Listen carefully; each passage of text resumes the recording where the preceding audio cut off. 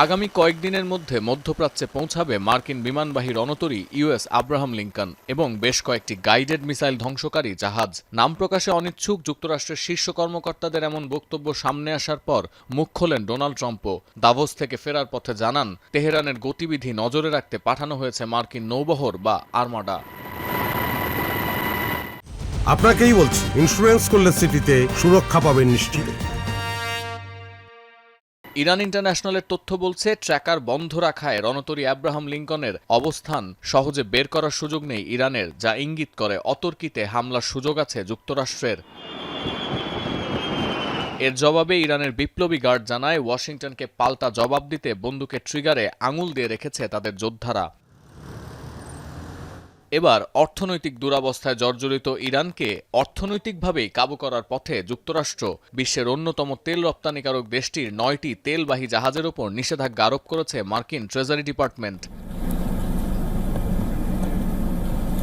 শুক্রবার এক বিবৃতিতে ট্রেজারি সেক্রেটারি স্কট বেসেন্ট অভিযোগ করেন, ভিনদেশে তেল রপ্তানির জন্য শ্যাডো ফ্লিট বা ছদ্মবেশী নৌযান ব্যবহার করে Tehran.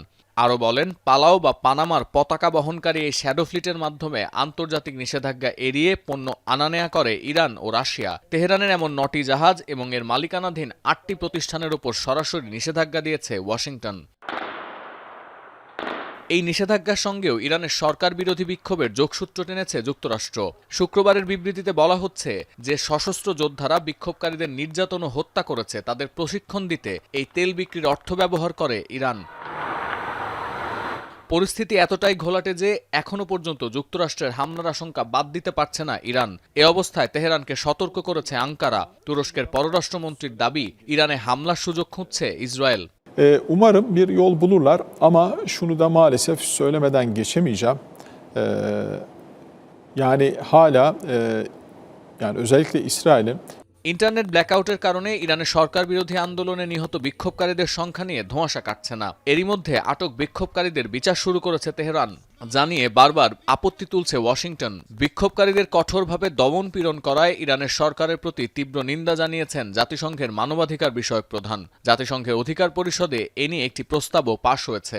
The authorities initially responded with a call for dialogue and announced the doubling of a state subsidy to mitigate rising prices. Tragically, this quickly gave way to the old pattern of killings and arrests.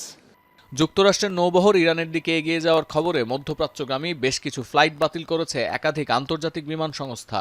আর তথ্য প্রবাহ নিয়ন্ত্রণে রাখতে রাষ্ট্রীয় সংবাদ মাধ্যম ও গোয়েন্দা সংস্থাকে সতর্ক করেছে খামেনি প্রশাসন। সতীর্থ কর্মকার, এখন বিশ্ব।